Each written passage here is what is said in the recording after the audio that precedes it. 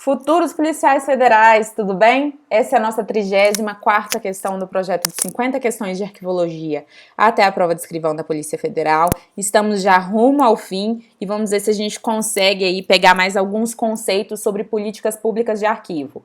Olha o que a questão está falando. Pessoal, a legislação arquivística por si só é uma política arquivística que constitui uma das dimensões das políticas públicas informacionais. Bom, a questão está falando de três coisinhas, né? Legislação arquivística, política arquivística e política pública informacional. Vamos analisar primeiro o que é uma política pública arquivística, né? Uma política arquivística e uma política pública informacional. O que você acha que é maior? Uma política pública informacional ou uma política pública arquivística? O que você acha? Quem está contido em quem?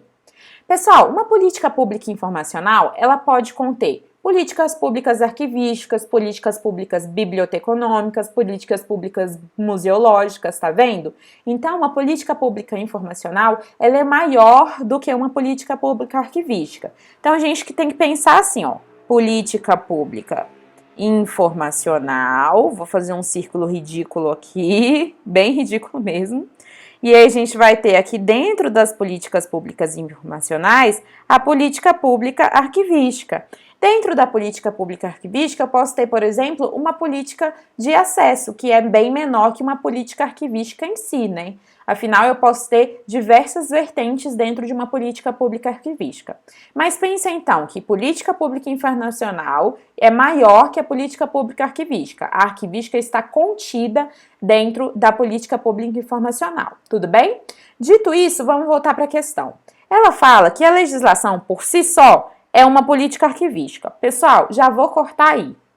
A legislação, ela não é uma política. A Lei 2.527 de 2011, por exemplo, que é a Lei de Acesso à Informação, ela não é uma política arquivística. Mas a Lei de Acesso à Informação fornece elementos para que uma política pública arquivística seja desenvolvida. Então, a legislação arquivística, seja ela qual for, ela não é uma política pública arquivística em si, mas ela fornece elementos para que essa política pública possa ser criada, tudo bem? Então, a questão já está errada desde aí, mas vamos dar continuidade. Que constitui uma das dimensões das políticas públicas informacionais.